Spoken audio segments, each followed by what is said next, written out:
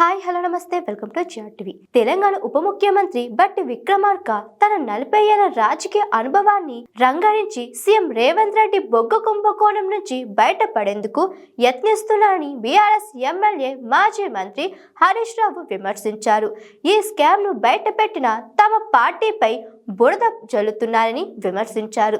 ఈ మేరకు ఇవాళ తెలంగాణ భవన్లో జరిగిన మీడియా సమావేశంలో ఆయన మాట్లాడారు. 2025 మే నెలలో సైట్ సర్టిఫికేట్ నిబంధన వచ్చిందని, ఆ నిబంధన తొలి లబ్ధిదారు సీఎం బంధువు సోదా కనెక్షన్ యజమాని సృజన్ రెడ్డి అని హరీష్ రావు చెప్పారు.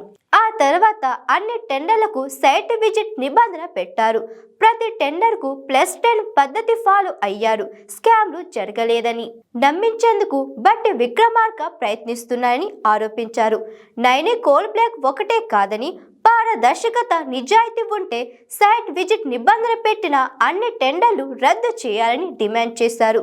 2025 మే నెల నుంచి ఎన్ని టెండర్లు పిలిచారో, ఎంతమందికి సర్టిఫికెట్ ఇచ్చారో ప్రభుత్వం శ్వేతపత్రం విడుదల చేయాలని అన్నారు. తమకు సైట్ విజిట్ సర్టిఫికెట్లు ఇవ్వట్లేదని, కావాల్సిన వారికే ఇచ్చారని జీసీసీ, మహాలక్ష్మి వంటి అనేక కంపెనీలు ఫిర్యాదు చేశాయని తెలిపారు.